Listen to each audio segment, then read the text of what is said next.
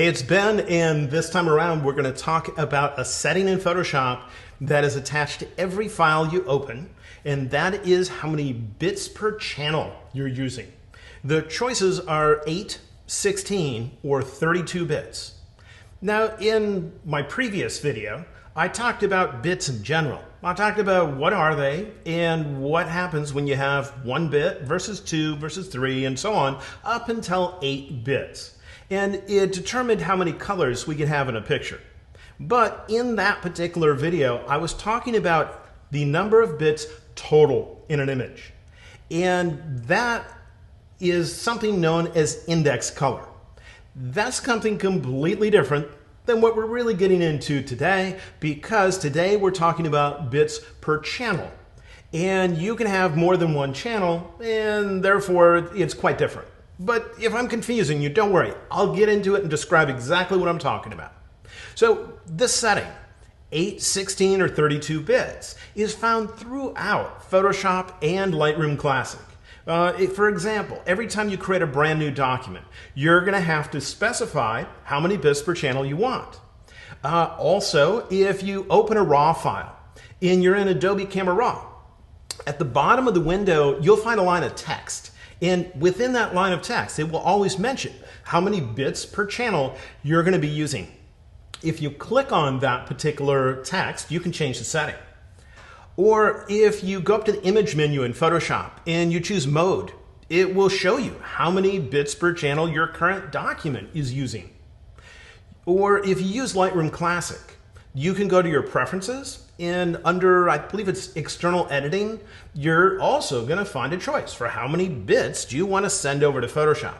So what is this thing, and why should I care?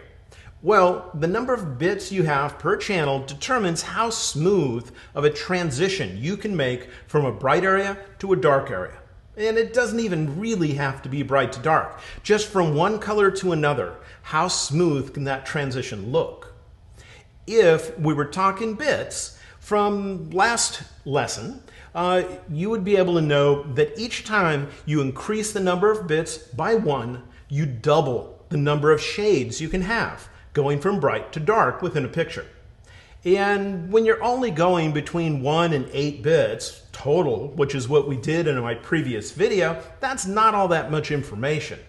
But when you start bumping above 8 bits per pixel, you can be talking about a whole bunch of information, and in that sense, it can become overkill to have too much in some instances, because each time you increase the number of bits you have, your file size goes up. So it's a matter of when is it worth having a bigger file to get smoother transitions within your picture. And I'll cover all of that. Right now I'm just trying to give you a general sense. So behind the scenes, when you open a color picture in Photoshop, it's made out of 3 parts. And that is, it's made out of red, green, and blue light. And that's because your eyes are actually only sensitive to those 3 colors of light. I know it sounds ridiculous, but if you were to grab a microscope and put it up to your computer monitor, you'd be able to see that each little pixel that makes up your computer screen only contains those 3 colors of light. The same is true for your TV set, and if you were to look at your digital camera, it has filters that filter red, green, and blue on top of the sensor and no other colors of light. That's all it's doing to capture your picture. So let's dive in and take a little look at that. Then we'll see how this bits per channel really affects our image. Here we are in Photoshop, and this is an image that I captured last week. And through a little bit of Photoshop magic, I'm going to separate it into its 3 parts, red, green, and blue. I'm just going to click here and drag over the red portion of the image. That is how much red light is used to display the picture. It's literally how much red light is being put out of your computer's display in all these various areas of the picture. Then I'm going to go back over here and pull off the green light that is used and put that right next to it. And then, of course, over here what we have left is the blue. Behind the scenes, this is what your image is made out of. And if you were to look really close at your screen, you would find just a little combination of 3 little squares or triangles or circles, depending on the brand of monitor you have. But every pixel that makes up your screen is just made out of red, green, and blue, and they're varying how bright it is. In Photoshop, you can see this as well. Let me put all these back together and show you just copies of it. We'll put the copies off on the side and we'll put the full color one over on the right. There we go. Now you can see these in Photoshop for any image you open. All you need to do is open the channels panel. And that's what we call it. These are known as color channels. That'll be a topic of my next video and we'll give you a better understanding of them. But for now, just know that this is what your image is made out of: red, green, and blue light. And this lesson is about how many bits we're going to use for each one of these channels, which means how much memory or storage space we're going to allow for them. But if you actually open an image in Photoshop and you open your channels panel, you'll find that these channels will not be in color. You're not going to see red, green, and blue. But that's only because of a preference. It's a preference called Show Channels in Color, and the default setting has it turned off. If you were to change the default, you would get what you see here. But since the default is to have it turned off, this is what you'd see instead. You're still seeing the exact same information that was in these red, green, and blue channels. They've just taken the color out and shown them as grayscale pictures. It's actually more useful to look at them that way because it's easier to compare them, to see the difference in brightness between them. Then up at the top, this top channel doesn't actually contain any information. You can't actually edit that top thing. All it is it's combining together these 3 images as if they were loaded into a projector and you were projecting these literal 3 images onto the same screen. That would cause them to combine together and they'd look like the full color image. So in the end, this top thing is just a shortcut. When you click on its name, all it does is turn on these eyeballs and makes these things active. But it, all by itself, doesn't contain anything at all. Now, where is that preference I just showed you? Well, if you go into your Photoshop preferences, you're going to find a section called Interface. And at the bottom of the screen, when you're in your Interface preferences, that's where you'll find Show Channels in Color. So since they're often represented as grayscale images, let's put some grayscale images right next to those color ones, because those are the 2 things we might end up seeing depending on what that preference is. And then we can get rid of that little screenshot of the channels panel and let's talk about the choice we have. We're going to choose between 8, 16, and 32 bits per channel. So let's start at the lowest level, and that's 8 bits per channel. And let's see what that really means. Well, it means if we have 8 bits per channel, we're going to have 8 bits of red, 8 bits of green, and 8 bits of blue, because it is per channel. And if you remember the little table of numbers that I had earlier, it's the same table I showed in my previous video, you would know that 8 bits means 256 shades. In this case, it means with black being the darkest shade and white being the brightest, what's the total number we can have? So that's what we'd have, 256, if we have 8 bits. But there's another way of saying that. If we have 8 of each one of those, you could just say, I have RGB /8. The /8 would mean you have 8 per each one of those colors. And that's what Photoshop actually does to indicate that you have 8 bits per channel and you're in RGB mode. Where does it do it? Well, all you got to do is look at the top of your document where it has your document name. And it looks like this. It has the document name first, then it has how much you're zoomed in or zoomed out on it. Then it's got the name of the layer you're working on currently. And then finally right there, it's the mode you're in, RGB /8. And that 8 means 8 bits per channel. That number could change to 16 or 32 if you were to open a different picture. And we'll get to when you'd want to be above 8 in a few minutes. But still, let's figure out a little bit more about this 8 bits per channel concept. Well, if we're thinking about bits, a bit is a piece of memory. And so if we're using 8 of those pieces of memory for each one of these, we could just add these numbers up. 8 plus 8 plus 8. And another way of saying this is 24-bit color. 24-bit color, if anybody ever mentions that to me, then just from memory, I know that that's 3 channels that are 8-bit, or it's what you would have when you have RGB color. Another way of describing it is 24-bit color. I doubt you're going to run into that too many places in Photoshop, but you might run into it when you end up buying a computer monitor. It might say it's a 24-bit color monitor. Well, it means you can display 8 bits each of red, green, and blue. But what does that really mean, you have 24-bit color? Well, it really means how much variation can you have in the brightness of each one of these channels that make up your picture. And we see that number of 256, which is another meaning for 8-bit. If you want to find out the total number of colors you could have in the picture, instead of adding 8 plus 8 plus 8, that's how much memory you'd use. Then instead multiply how many shades 8-bit means by how many channels make up your picture. And if you actually do that, you would take 256 times 256 times 256, and the result is 16.7 million possible colors. And you may have heard that number in the past. At least I've heard it a gazillion times when it comes to just advertisements and things for computer products. That's where the number comes from. Anytime you hear 16.7 million colors, it means somebody's talking about an RGB image that is 8 bits per channel. Well, if you can have 16.7 million colors, how do you define those colors?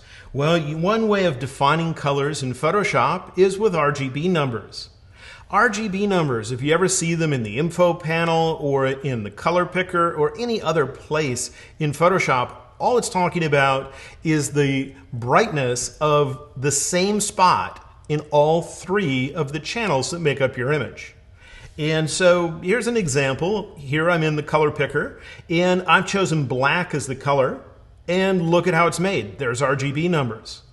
Well, when we talk about numbers describing a color in Photoshop, the lowest we can get those numbers to go to is 0. And 0 means no light, because when you're in RGB mode, your image is made out of light, and 0 means you're not using any light. So if you use no red, no green, and no blue, you end up with black, because that's no light whatsoever. And if instead you choose white, then you're going to get to the highest number you could possibly go to, and you might think that number would be 100% of red, green, and blue. But it isn't. That's because 100 is not enough shades to create a smooth transition from a bright to a dark area. Instead, if you choose white, you're going to find the number ends up being 255. That's the highest we can get it to go to. So your numbers can vary from 0 to 255. And if we use 255, the brightest we possibly could for red, green, and blue, that's when we get white. So wait, 0 to 255. Think about it. 0 to 255, if you use 0 as a number, instead of starting with 1, that's a total of 256 numbers you can use. And if you remember the table I showed you earlier, 8 bits said it had 256 possibilities. So anytime you see numbers ranging from 0 to 255, that's 8-bit numbers. Now sometimes we'll even use 8-bit numbers when we're talking about an image that has more than that, but that's the origin of this range of numbers. Also, that 256 number is why histograms that you see in Photoshop that show you what brightness levels are found within your picture, they're consistent in width in general. They're exactly 256 pixels wide. And that's because it's trying to show you here are all the brightness levels you could possibly have in your image. That's 256 pixels wide because in 8-bit, that's all you could have. And that's why the width of the histograms are consistent. In fact, if you go to a panel that's resizable, the vast majority of the time, you're going to find the panel might be resizable, but the histogram doesn't get any wider. That's because if you have an 8-bit image, you only have 256 shades, so it wouldn't make sense to show you any more.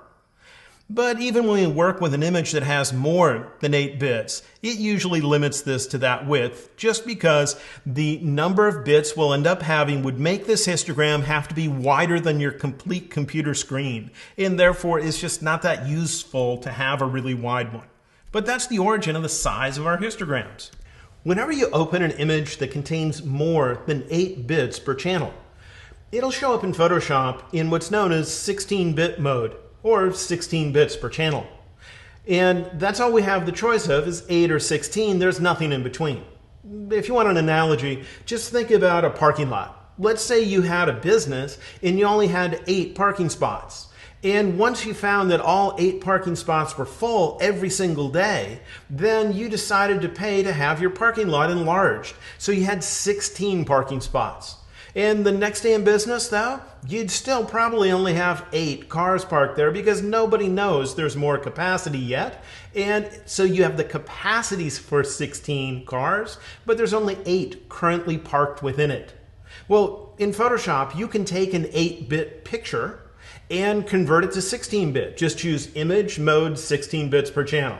And you're going to have a similar situation. You're going to have a document that is capable of containing more than 8 bits worth of information, but it doesn't contain any more because you opened a picture that only had 8 bits.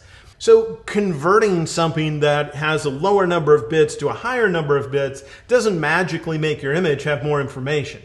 But you could start from a different original. And any camera that is capable of shooting in RAW format is going to deliver more than 8 bits of information. So let's figure out, what is it like when you have more than 8 bits?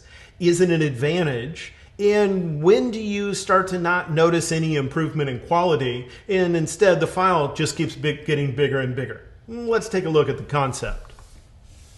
All right, on the left is how many bits we could have. Remember, this is bits per channel. And on the right is how many shades that would be. So with 1 bit, we can only have a total of 2 brightness levels in the entire file. That means we could only have black and white. And as we go up 1 bit, each time we increase 1 bit, we double the number of choices. Just look at the numbers on the right side and notice as you move down, it's always doubling. So let's visualize that. I'm actually going to put the actual shades of gray you could have in a channel underneath each one of those indicators there. So in 1 bit, we could have pure black and pure white and nothing in between. In 2 bit, we'd have 4 shades and so on. Well, if you look at this transition from black to white, I can easily see those individual steps until I get down to about here, and then they're harder to discern. But if I zoom up on this and notice that this happens to be 8 bits, that's when it starts to look relatively smooth, and anything less than 8 bits did not look smooth. You could definitely see, at least on my screen, I could see that you could easily see stair-stepping, also known as banding. This right here is 7 bits. Hopefully on video that comes across, where here I can easily see that stepping. Whereas once we get to here, this is 8 bits, and it starts looking relatively smooth, but to be honest, I can still see those stair steps that are in here. They're just half as big as these. I can still easily see them.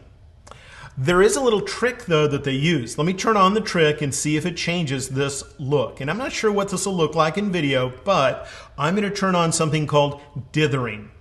Dithering is going to try to further smooth that out. And when I have dithering turned on, I don't see the obvious banding that was there, but I can see little kind of weird looking pixels in there, which is trying to make it look smoother. Anytime you convert an image between modes, like 8-bit to 16-bit or the other way around, it usually adds dithering. There is a preference in Photoshop that would allow you to turn it off, but unless you've changed the preference, the default is to add dithering. Now I'm going to scroll further down, and right here, just so you know, is the beginning of 8 bits. I'll keep going, and I can't see any improvement in quality below that. So I'll zoom out on the image, And I'll just look at it as a whole, and beyond right here, none of these others, all the way down to the bottom, even at 15-bit at the moment, I can still see the transitions in here. And I don't know if you can see them on video, but I can see them here. Why would that be?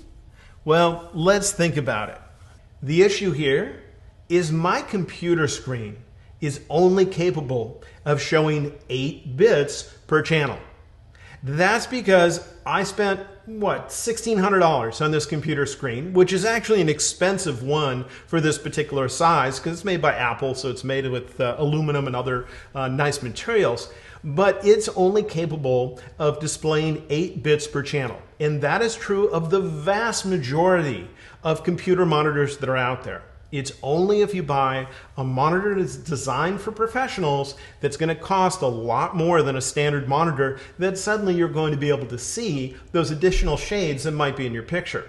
For instance, if I were to upgrade from what I have here, which is, what's it called? Apple Studio Display. It's a $1,600 display. And instead from Apple, I were to get Apple's Pro Display XDR. That's a $5,000 monitor, and that doesn't even include a stand to hold it to your desk. Well, that particular monitor would be able to display 10 bits. And that means it can display a smoother transition from really bright shades to really dark shades. And if you work with images that are above 8 bits per channel, you could actually see the difference. So if I can't see the difference on this particular display, why would I ever want to work with images that are above 8 bits per channel? Well, what usually working in something above 8 bits per channel is more about adjusting your picture. That's really when it comes into play. So let's see how that works with this particular document.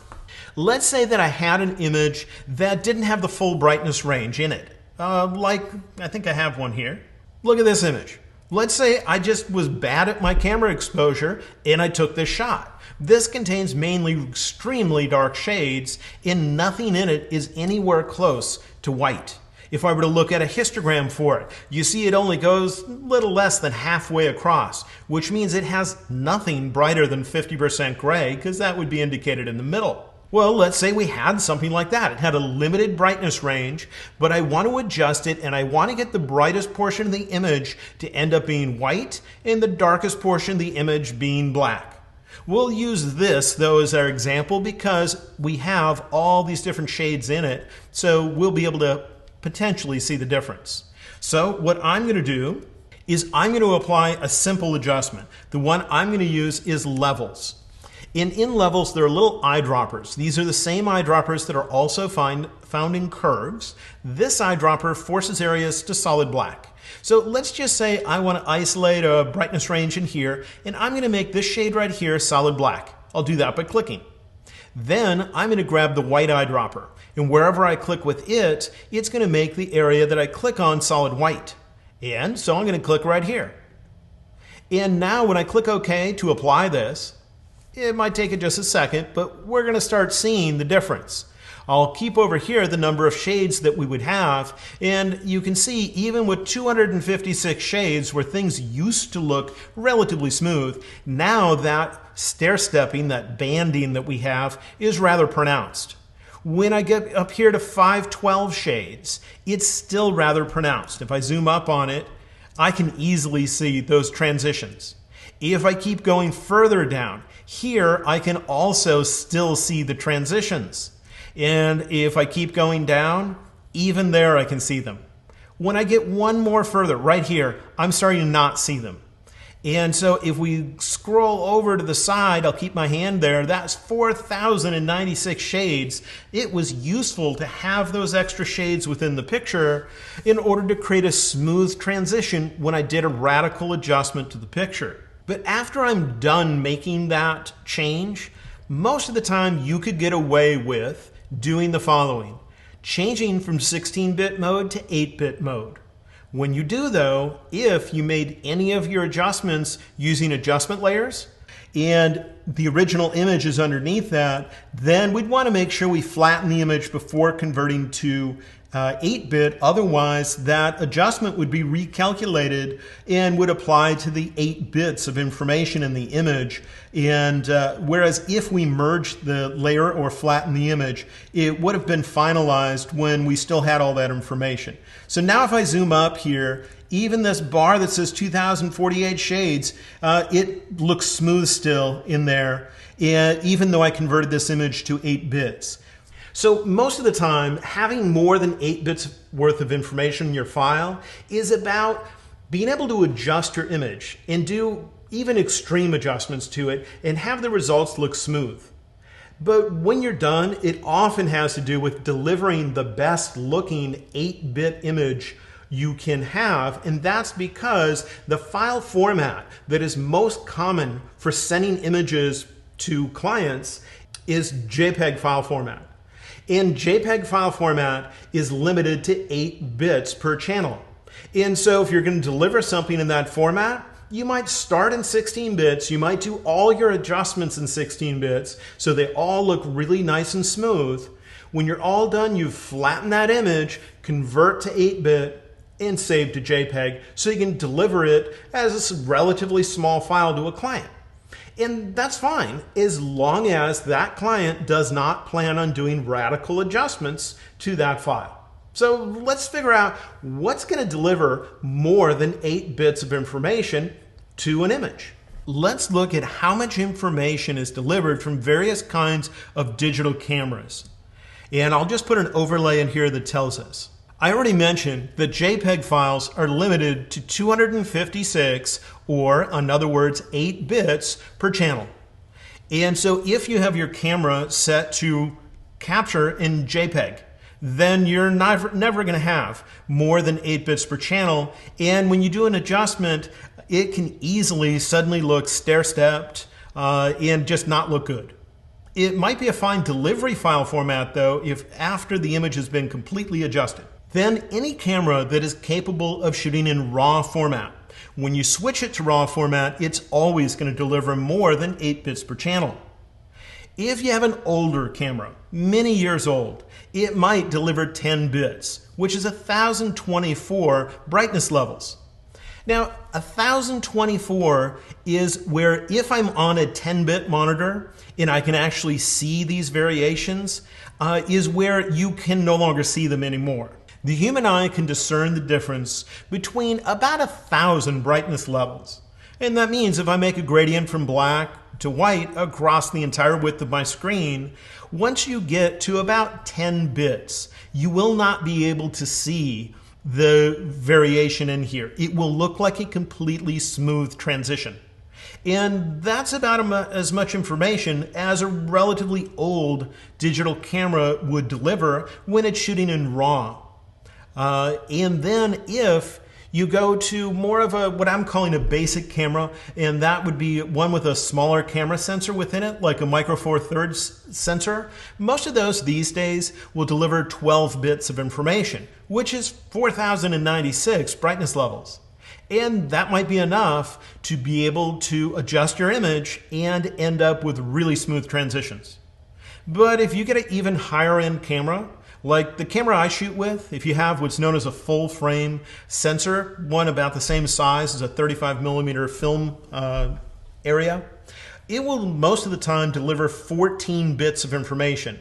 That's over 16,000 brightness levels in each one of those channels, red, green, and blue. And if you go to a really expensive digital camera, one that costs tens of thousands of dollars, you'd end up with a medium format camera. A camera with a much larger sensor in it, and it will deliver usually 16 bits of information. But notice how I maxed out my numbers at 15 bits. Why is that? And that's because Photoshop in 16-bit mode does not actually allow you to have all 16 bits of information describing your image. It really only uses 15 bits to describe the image, and so it maxes out at this number on the right. Some cameras can even deliver more than that, and if you open that kind of file in Photoshop, it's going to throw away a little bit of information. But it's information you would never notice is being lost because this is an absurdly high number of shades. Remember, your eye can only discern the difference between about 1,000 shades of gray. And so having more than that is useful when adjusting your picture. But once you get beyond about 13 bits, you have so much extra information that all your adjustments should look smooth regardless. So most of the time, it has to do with the source of your original picture. Any JPEG file, always 8 bits.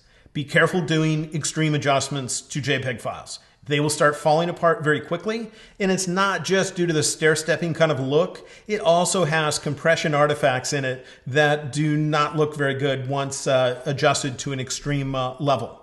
But once you have a 10-bit camera, that is going to deliver something that will, to your eye, look as smooth as it could possibly look, even when working on a high-end display.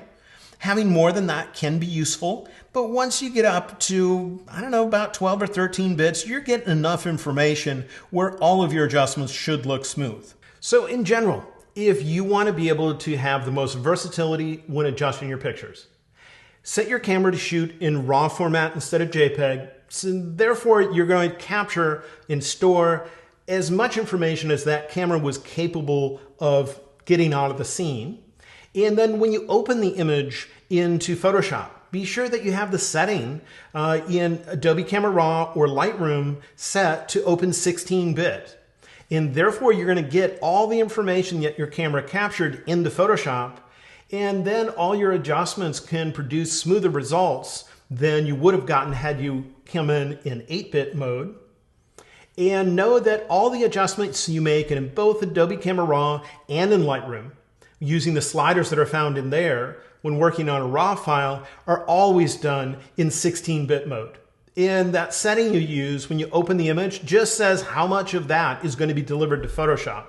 So therefore, if you feel that you did the majority of your adjustment in either Camera Raw or Lightroom, and the only thing you're doing in Photoshop is adding text or a border or your logo or something like that, and you don't plan on doing an adjustment to the image, then opening it in 8 bits is usually fine.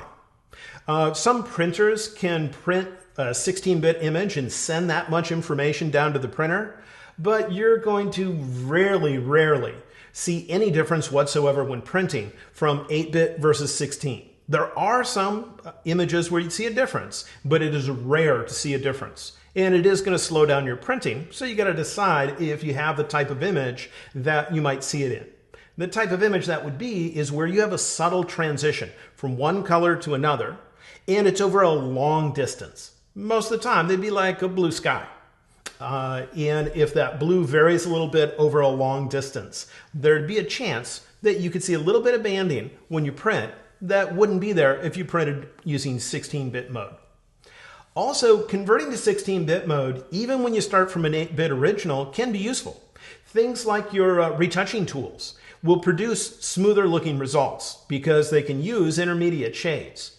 And it's weird. I've found doing retouching on skies, if somebody sends me a file that was an 8-bit, converting it to 16 and doing the retouching, and then converting right back to 8 when I'm done, usually ends up still producing a smoother looking end result. The tools just seem to be more optimized for 16-bit mode. But anytime you go to 16-bit mode, your file size is going to be twice as big as if you were in 8-bit mode. And so you have to decide, when is it really a big enough advantage to make it worthwhile? So for me, if I did all my adjustments in Lightroom or Camera Raw, 8-bit's fine for most things. It's when I'm starting from Lightroom or Photoshop and I'm like, whatever adjustment I need to do it in Photoshop, because Lightroom and Adobe Camera Raw just doesn't have the feature set I needed for this, and it's going to make a big change to the appearance of the image. Well, then I'm definitely going to open it in 16-bit. Some people just use 16-bit by default, and that's perfectly fine as long as you don't mind big files. Now, you might notice that you also have the choice for 32 bits per channel. What the heck is that for? Well, the files we've talked about so far, the brightest shade we could have in the entire image, regardless if it was 8 or 16 bits, was white. And the darkest shade we could possibly have was black. And when that's the range that you're working with, you don't need more than 16 bits because 16 bits is overkill for that, making that transition smooth. 32-bit is for when you take more than one exposure and you vary how bright it looks when you take the shots. Then you merge those images together to extend the dynamic range of your camera. So it's not going to end up making an area become white when it maxes out because you took an extra exposure at a different brightness level that captured that information that would usually be white. And in an area that would usually be solid black, you took another exposure that was even brighter, and that could be used to represent the area that was black in one of your shots. And by combining together multiple exposures, you can extend the dynamic range of your camera, and that's where you have high dynamic range, or HDR. And when you merge multiple images together into an HDR image, you end up with a 32-bit per channel file. What's special about that is it's not limited to a brightness range of black to white. You could have things that are brighter than white and darker than black. And then you could use an exposure control to kind of slide around with which area do you actually want to be visible on your screen, represented by white to black. So 32-bit images are for HDR images. And when you take an HDR image and convert it to 16 or 8-bit mode, it's what's known as tone mapping. And that means mapping this really wide brightness range that's brighter than white to darker than black and squishing it into a normal brightness range, the kind of brightness we can have in a normal 8 or 16-bit image. But that's a subject for a different lesson. If you enjoy truly understanding Photoshop, be sure to check out my other website at mastersacademy.com. That's where you'll find hundreds of hours of me teaching Photoshop, Lightroom, and photography. I'll see you next time.